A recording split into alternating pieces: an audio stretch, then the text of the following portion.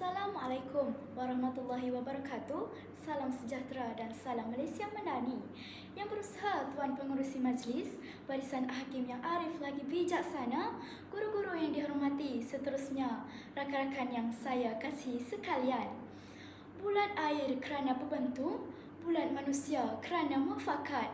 Begitulah indahnya sebuah negara yang dibina atas asas perpaduan.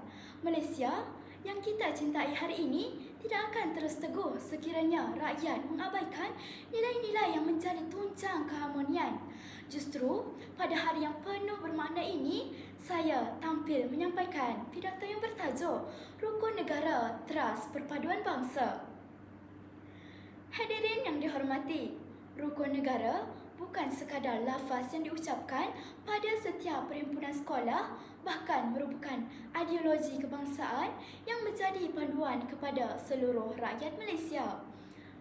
Nilai yang terkandung di dalam berperanan membentuk masyarakat yang bersatu padu, bertanggungjawab dan saling menghormati. Pada hari ini, saya akan mengupas tiga prinsip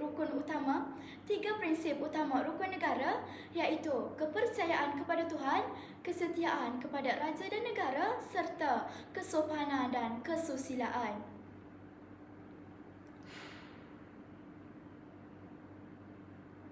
Hadirin sekalian, prinsip pertama ialah kepercayaan kepada Tuhan.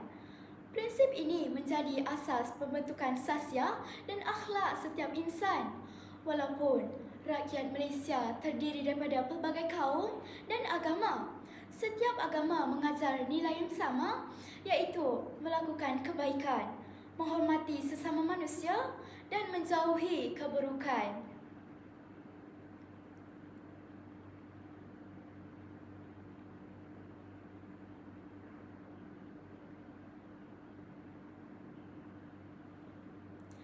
Apabila seorang mempunyai pegangan agama yang kukuh, lahirlah sifat amanah, jujur dan bertanggungjawab dalam dirinya sebagai pelajar. Kita boleh menghayati prinsip ini dengan menghormati amalan keagamaan rakan-rakan, tidak mempersendakan kepercayaan orang lain, serta sentiasa mengamalkan nilai murni dalam kehidupan seharian. Sesungguhnya, masyarakat yang berpegang teguh kepada ajaran agama akan melahirkan sebuah negara yang aman, harmoni dan diberkati.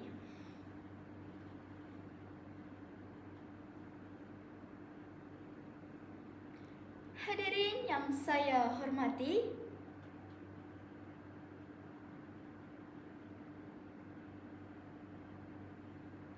prinsip kedua ialah kesetiaan kepada raja dan negara.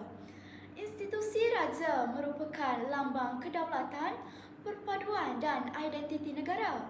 Sebagai rakyat Malaysia, kita bertanggungjawab menzahirkan rasa cinta kepada tanah air dengan menghormati institusi diraja, mematuhi undang-undang serta menjaga nama baik negara di mana-mana sahaja kita berada. Patriotisme bukan hanya diukur melalui lamuan merdeka atau kibaran jalur gemilang pada bulan Ogos. Sebaliknya, semangat cinta akan negara harus diterjemahkan melalui tindakan.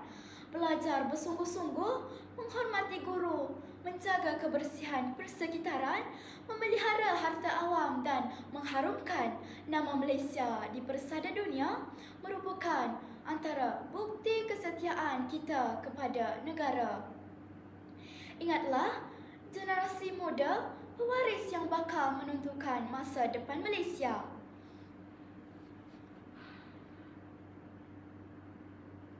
Sidang hadirin yang dikasihi sekalian,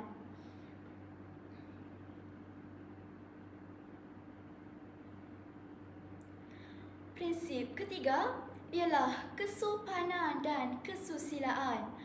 Dalam dunia yang semakin moden dan mencabar ini, adab dan budi bahasa tidak seharusnya dipinggirkan. Kemajuan teknologi tidak akan bermakna sekiranya masyarakat kehilangan nilai menghormati.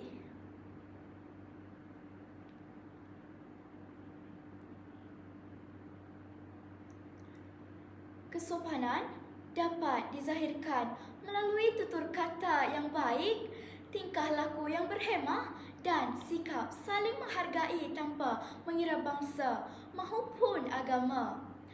Lebih-lebih lagi, dalam penggunaan media sosial, kita sewajarnya berfikir sebelum menulis, menyemak sebelum berkongsi dan menjaga tutur kata agar tidak mengguris hati orang lain.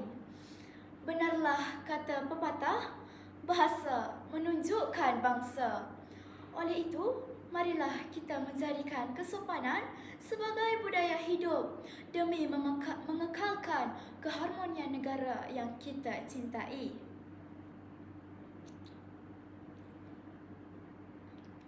Hadirin yang saya muliakan,